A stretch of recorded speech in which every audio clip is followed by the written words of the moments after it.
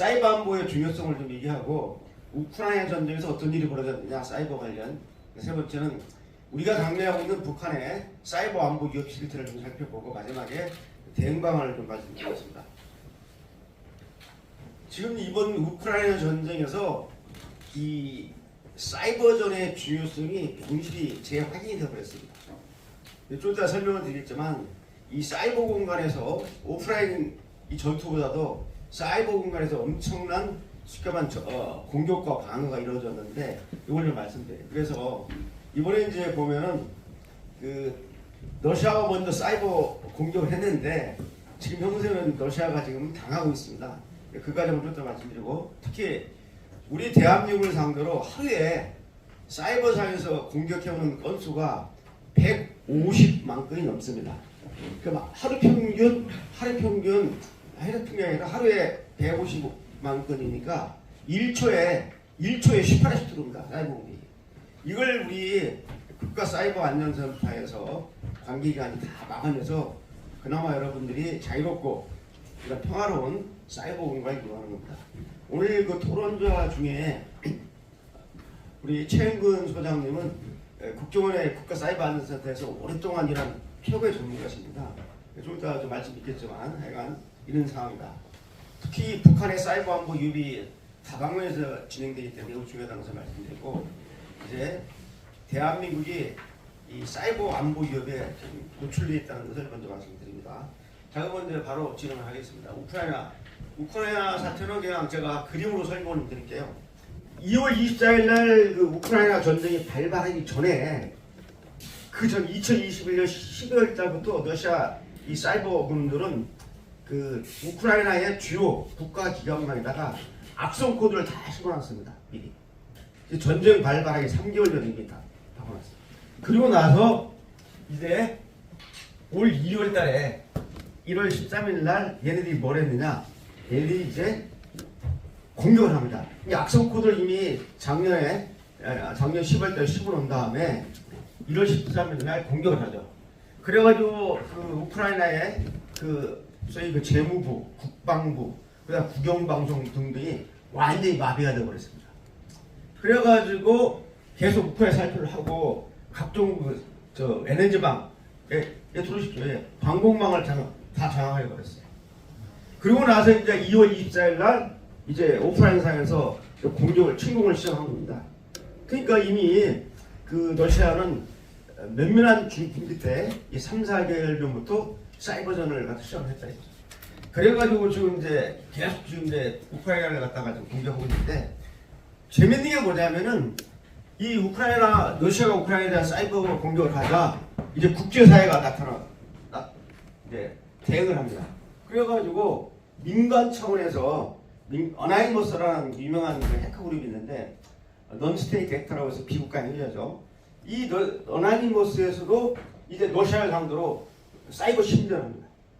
침전을 하고 여기 지금 나와 있지만 전 세계 내노라는 해커들이 러시아를 상대로 대신해주고 있어요. 자, 러시아가 우크라이나의 인터넷 전산망을 완전히 마비시켜버렸습니다. 사이버 공격에서. 그러니까 우크라이나 사람들은 휴대폰에서 스마트폰 같은 거에서 SNS를 볼 수 없는데 어떻게 했느냐? 이 구글에서 말이죠. 스트렉스 X라는 소위 위성 인터넷망이 있습니다. 위성 인터넷망을 제공해서 러시아가 우크라이나의 인터넷망을 완전히 네트워크를 마비시켰지만은 구글에서 제공한 저희 인터넷 위성 인터넷망을 통해서 이제 우크라이나 사람들은 자유롭게 서방 세계하고 실시각으로 전쟁 상황을 갖다 공유하고 사진을 찍어 날리고 동영상을 날리면서 그 위험성에 대해서 얘기했죠. 그래서 지금은 현재 어떤 일이 벌어졌느냐? 러시아 국방부가 해킹을 당해버렸어요. 도리어. 그래서 러시아의 주요 산업기지가 또 역으로 사이버전에 당해서 해킹을 당하고 러시아 외무부 장관 이에 대해서 항의하는 이런 기자회견을 하고 하는 상태로 지금 우크라이나가 그래서 우크라이나 전쟁은 오프라인 전쟁과 함께 이 온라인 공간에서 사이버전이 벌어지고 있다. 그래서 우크라이나는 당했지만 국제사회의 도움으로 지금 개인 기관망들하고 이런 망에서 직접 러시아를 상대로 지금 사이버 공격을 하는 역전선이 벌어졌다는 겁니다. 그래서 이번 이 우크라이나 전쟁에서 이 사이버 관점에서 보면 중요한 게 뭐냐면 이제 앞으로 어떤 지구상의 전쟁도 이제 사이버전을 회피할 수는 없다. 사이버전에 대비를 해야 된다. 그래서 오프라인 전쟁 못지않게 오프라인 전쟁을 지원해주는 인터넷망이 완전히 마비가 되기 때문에 매우 중요하다. 특히 이 북한은 세계 4위권, 5위권의 그 사이버 해킹 역량, 테러 역량을 가지고 있는 집단이기 때문에 이 우크라이나 전쟁은 우리한테 많은 시사점을 주고 있다라는 것을 말씀드립니다. 예. 이제 우리의 실제로 안 보이는 북한의 사이버 안보 실태를 좀 말씀드릴게요. 지금 그 발제문에 다 나와 있으니 발제문 보시면 되고 왜 북한이 사이버 공격을 우리한테 하느냐? 간단합니다. 북한 정권의 목표인 이 전환반도를 공산화시키기 위해서 사이버 공간을 활용하는 겁니다. 이 사이버 공간이 여기 나와 있지만은 우리 대한민국의 사이버 인프라가 전 세계 1위를 다툽니다. 초고속 인터넷 속도라든지 이런 것이 세계 1위를 다투는 사이버 인프라가 최고 수준이에요. 대한민국의 사이버 인프라가 아주 열악하면 북한이 우리 상대로 사이버 공격할 필요가 없는 겁니다. 그 다음에 이게 저비용 고효율입니다. 이 사이버전은 다른 거 아니에요. 인터넷 망하고 PC만 있으면 자유롭게 할 수 있는 거예요. 그래서 저비용 고비용, 저비용 고효율에 아닌가 이렇게 표현드렸고요. 그동안에 뭐 김정일, 김일성 이런 애들이 한 얘기입니다. 이 사이버의 중요성을 강조하는 거죠. 사이버 공작 유혹을 좀 말씀드리면은 여러분 이 내용은 정말 그냥 아무나 보기 어려운 내용인데 저는 정말 10년 이상 이 분야를 연구했기 때문에 제가 권위를 가지고 자신 있게 말씀드리는 겁니다. 사이버 공작은요 크게 5가지입니다. 첫째는 사이버 심리전, 가짜뉴스 유판 선동금융이고 두 번째는 그 해킹입니다. 해킹을 통해서 불법적으로 우리 정보를 가져가는 거죠. 그 다음에 물리적으로 우리를 마비시킨 사이버 테러, 농협 전산망 와해같이 또는 뭐 KBS, MBC, 청와대 홈페이지 마비 같은 또 사람들이 이걸 자꾸 간과하는데 사이버상을 이용해서 사이버 공간을 이용해서 해킹을 하는 간첩 교신을 합니다. 요새 무전기가 없고 간첩 교신하는 시대는 옛날이에요. 다 사이버상에서 사이버 도박하는 걸 만들어놓고 합니다. 최근에 각광 먹고 있는 게 바로 이겁니다. 사이버 외화벌이. 저는 이미 6년 전부터 북한이 사이버상에서 도둑질을 한다. 돈을 많이 모은다고 해가지고 제가 이미 2016년도에 국군기무사령부하고 국방부에서 공동 주최한 저희가 정보보 컨퍼런스라는 큰 1년에 한 번씩 하는 그 행사가 있는데 거기서 제가 발표할 때 1년에 북한이 사이버상에서만 1조 원을 갖다가 가져간다라고 발표했을 때 긴가민가 했는데 이걸 중앙일보와 당시에 일면 탑으로 그 제 발표를 인용해서 보도했는데 지금 유엔이라든지 국제사회 미국 같은 데서 지금 말하는 내용을 보면 이미 1조를 돌파했어요. 1년에 지금 쓰러가는 돈이 사이버 공간에서. 해킹은 뭐 다 아시죠? 해킹인데 그 사례만 말씀드릴게요. 방산화체 공격에서 가져가고 우리 저기 F-15 날개도 다 끌어가고 또 군 장성 청와대 안보실 관계자들 통화내역 다 유출돼 버렸고 이게 한두 개가 아닙니다. 이게 가장 이제 북한으로서 가장 핵심적인 2010년에 당했는데요. 국방부 통합 데이터망이 해킹을 당했는데 한 달 동안 몰랐습니다. 이게 뭐냐면 이 그림이 뭐냐면 국방부는 인터넷망하고 내부망, 인터넷망하고 분류가 되어 있는데 각종 그 자료나 백지를 업데이트하기 위해서 딱 국방부 안에 서버만 한 1000여 개가 있는데요. 그 중에 딱 한 서버를 외부망하고 내부망을 연결시켰어요. 이걸 갖다가 북한이 찾아낸 겁니다. 이 뚫고 들어가가지고 악성 코드 심어놓고 몽땅 가져가 좀 이따 말씀드릴게요. 뭐 군사 2급 비밀로 대액이 나온 게 아니고 2급을 등록해서 엄청나게 나왔죠. 여기 좀 나와 있는데요. 군사 2급 비밀 작전계획 501호부터 시작해서 226건, 상급 41건, 대비. 지금 확인된 것만 이건데 지금 235기가를 가져가 버렸어요. 235기가면 이 국회의원회관보다 더 많은 그 A4 용지를 갖다 지금 이 정도 엄청난 양입니다. 도서관은 한 3개 정도 가질 양인데 도서관은 여기에서 이것만 지금 확인됐어요. 이게 확인된 게 이거고 더 이상 확인이 안 됩니다. 어떻게 가져갔는지 목록을. 그래가지고 이런 사태가 좀 벌어졌죠. 이거 정말 대한민국 IT 강국인 대한민국 그 국방부의 통합 데이터가 뚫린 것은 망신 중의 망신이죠. 예. 지금 뭐 해킹 그 작년에도 스텔스 전투기 만드는 그런 데라든지 또는 그 대우 해양수산이라든지 카이 항공우주 카이도 당하고 뭐 너무 많이 당해서 말할 필요 없습니다. 심리전은 아까 제가 말씀드렸죠. 사이트만 한 120여 개 되고요. 계정이 한 1000여 개가 넘습니다. 주로 이제 유언비어 흑색들들 하는 거죠. 그럼 내용이 뭐냐면 첫째는 적색 무식합니다. 크게 네 가지인데요. 우선 우리 국민들을 공산주의 사상, 북한 주체 사상에 저들고 하는 것이고, 그 다음에 이제 중요한 게 바로 유언비어 흑색전전, 우리 대한민국을 교란시키기 위한 그런 각종 사이버 침략을 전개하고 있다고 해요. 사이버 테러도 직접 물리적으로 파괴하는 거. 저 그때 나온 거 이게 지금 그 청와대 홈페이지거든요. 청와대 홈페이지가 해킹을 당했는데 박근혜 대통령 얼굴 사라지고 통일 대통령 김정은 장군 만세. 이게 말이 됩니까? 대한민국의 개망신이죠. 청와대 홈페이지가 북한한테 해킹 당해가지고 북한이 쉽게 말하면 사이버 작전권을 북한이 가져간 겁니다. 그래서 우리 대한민국을 유린하는. 그런데 저 사건으로 한 명도 처벌받거나 징계당한 사람이 없어요. 공식적으로. 이게 너무 사실상 그때 2013년 11년 그 KBS MBC 강화할 때 그때 생방송에서 직접 현지에 있을 때 출연해가지고 정확히 제가 북한 정찰 총국했다고 했죠. 나중에 한 달 후에 밝혀진 중간 보고에서 제가 말한 내용이 다 확인이 됐습니다. 사이버 간첩 교신 아까 말씀드렸고, 그 다음 이제 요건 좀 알아두세요. 사이버 외화벌이가 연간 1조 원 되기 때문에 요건 좀 말씀을 좀 할까요? 시간이 4분에 끝나겠습니다. 사이버 금전 탈취 사례인데 지금 이 벵갈라데시 테러라는 게 전 세계에서 가장 유명한데요.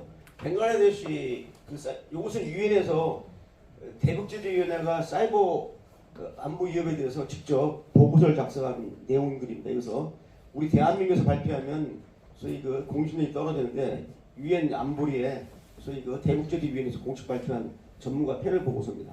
여기에 다 나와 있어요. 나와 있는데 지금 화폐 가치로 볼 때 그때는 900억 원인데 지금 1,000억 원이었습니다. 예, 지난번에 그 1달러에 1,400원 갈 때 하루하면 1,100억 원이 날라간 거예요. 그래서 벵갈라데시 중앙은행 털어간 거 유명한 사건이죠. 그 다음에 지금 올해까지 북한이 털어가는데요. 단일 건수로 이제까지 벵갈라데시 중앙은행 털린 것하고 두 번째 그 일본 코인체크라는 가상화폐 거래소가 무려 5,800억 원이 털렸거든요. 북한한테. 그랬는데 올해 이걸 능가하는 일이 벌어졌습니다. 올 3월달에 그 인피니티라고 유명한 게임 업체가 있어요. 여기 7,800억이 털렸습니다. 단 한 번 해킹으로 북한이 7,800억에 관계되는 가상화폐를 다 걸어갔어요. 유명한 사건입니다. 그러니까 뭐 지금 북한이 이제 국제사회가 난리 났잖아요. 그래서 유엔 안보리뿐만 아니라 미국 등등 이제 이 북한의 이 사이버 도둑질에 대해서 이제 관심이 많고 매일 언론에 나오는 얘기입니다. 정리했으니까 우리 발전을 봐주시기 바랍니다. 제가 참고로 말씀드리면 그 대한민국의 그 대표적인 빗썸도 당했고요. 한 2,200 떨렸죠. 그 다음에 UBC라는 그 좀 약간 중소규모의 가상화폐 거래소가 있는데 두 차례 해킹을 당해서 225억 원을 날렸어요. 그래서 회사 대표가 자살을 했어요. 극단적 선택을 했습니다. 그런데 당시 문재인 정부는 북한에 대해서 한마디도 안 씁니다. 대한민국 국부가 유출되고 또 우리 보호할 국민이 가상화폐 거래소 사장이 자살을 했는데도 전혀 개의치 않고 북한 소유라고 밝히지도 않고 있어요. ATM기도 털어가지고 이건 풋돈입니다. 이건 ATM기 같은 게 털어가는 거 그때 당시 한 국내에서만 1억 한 264만 원 털렸는데 이것은 북한 입장에서는 푼돈이죠. 몇백억이 왔다 갔다 하는데 뭐 이거 돈 1억 가지고 눈에 차였습니까? 그 돈 가지고 지금 미사일 날려고 하는 거예요. 지금 이 많은 분들이 북한의 비대칭 전략에 의해서 많은 게 나오지만 핵무기도 있고 많이 나오지만 이 사이버 전략이 가장 지금 전국적으로 빼놓고는 이게 제일 좀 유용한 수단입니다. 실시각으로 해서 테러도 하고 돈도 벌어들이고 아주 양수겹장이죠. 지금 대한민국의 사이버 전선이 이제 1대3으로 됐습니다. 우리 대한민국을 향해서 대한민국 북한하고 싸움이 아니라 문의는 대한민국 국민인데 조국이 북한인 종북 세력에다가 해외에서도 대한민국을 상대로 막 중국, 러시아 국제 해커들이 대한민국을 향해서 계속 지금 사이버 공격을 하고 있거든요. 아까 하루에 155만 건, 155만까지 올라갔는데 150만 건 안에는 북한도 있지만은 중국이라든지 국제사회 해커들이 대한민국을 계속 공격하고 있기 때문에 지금 사이버 안보 전선은 1대3이거든요. 이렇게 보시면 되겠네요. 어떻게 해야 되냐? 요거 좀 최근 북한이 하고 있는 사이버 특징인데요. 재밌는 게 지금은 이제 온라인 공간만 하는 게 아니라 온라인 공간하고 오프라인 공간을 배합합니다. 사이버들 우리 상대로 할 때. 그 양쪽을 배합해서 하고 있다면서 말씀드리고요. 특히 그 사이버 심리전에 집중을 해서 이 댓글 공세가 매우 무섭습니다. 지금 우리는 이런 댓글을 보고 아 이거 우리 국내에서 올린 걸로 알지만 이거 다 북한 놈들입니다.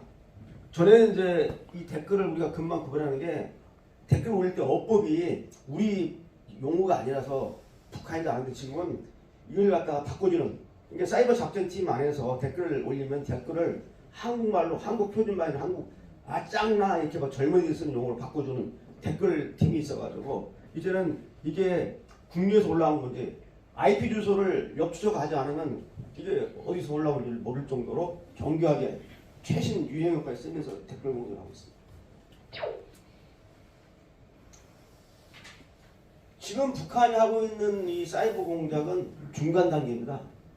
이제 아마 내년 때면 높은 단계로 올라가면서 엄청나게 전개하고 특히 이제는 오프라인하고 배합하면 전쟁성이 많고요.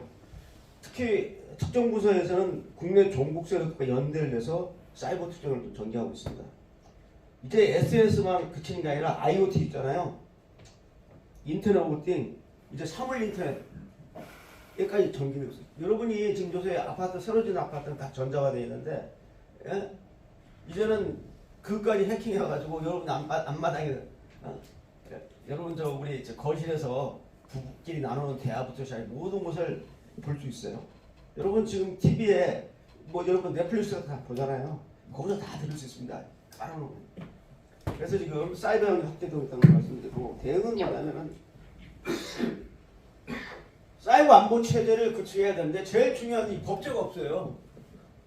사이버 안보 기본법이라는 국가 사이버 안보 기본법이 없는데 올해 지금 국정원에서 사이버 안보 기본법을 정부 입법안으로 좀 제출한 상태인데 이게 통과가 안 될 겁니다. 지금 야당이 반대하기 때문에. 그래서 이 사이버 안보 기본법이 구축된 이걸 근거로 우리가 체계적으로 사이버 안보를 구축할 수 있는데 왜냐면 7년 전에 S사 이 삼성이 털렸어요. 삼성이 털렸는데 이 사실을 알고 우리 최무서에 말 거예요. 삼성 쪽에다 통보를 했어. 너희들이 좀 털렸다. 우리가 가서 좀 보겠다 보니까 삼성 입장이 먼저 하세요.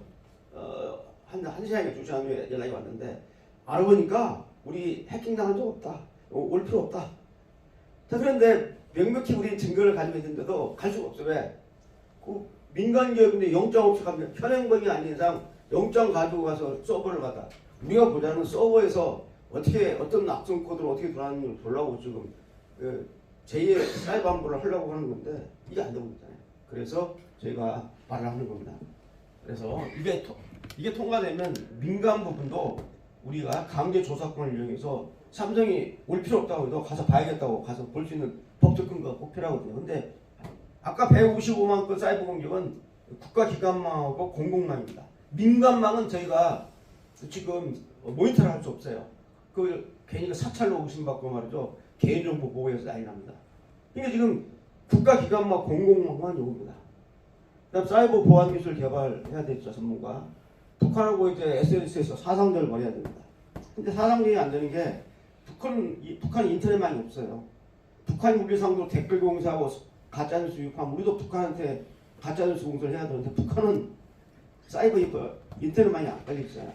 그럴 수가 없는 겁니다.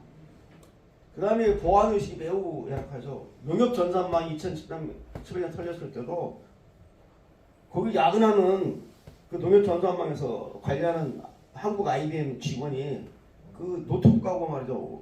심심하니까 외국망을 보고 영화 보다 걸린 거거든요. 민간 차원에서 이제 사이버 안보망, 사이버 방위군 구축도 필요합니다. 국제공조가 준비되는 우크라이나 전쟁에서도 국제공조의 끝에 러시아의 사이버 공격을 도리어 러시아에 공격을 하는 사태가 되기 때문에 매우 중요하다고 말씀드립니다. 이렇게 해서 이것은 뭐냐면 그 문재인 정부부터 이렇게 최근 3년 동안 3천억이 털리는데 이 3천억이면 우리 도시 빈민이라든지 결식아동들을 건 한 15년 동안 먹일 수 있는 예산인데 이게 털렸는데 한마디도 안 해요. 문재인 정부가. 문재인 정부가 자랑하는 평양 공동선언 판문점선언 위반이거든요. 근데 항의도 못하고 그냥 침묵하고 있는 대한민국 정부. 이거에 대해서 저는 이제 강력하게 규탄을 하고 이제 근원적인 대책은 김정은 정권을 해치시지 않고서는 또 탄도미사일 위협이라든지 이러한 문제에서 자를 수 없어요. 자꾸 핵을 가지고 해오로 비대칭 접근을 통해서 이제는 김정은 정권을 손을 좀 봐줘야 된다. 자, 이상으로 마치겠습니다. 감사합니다.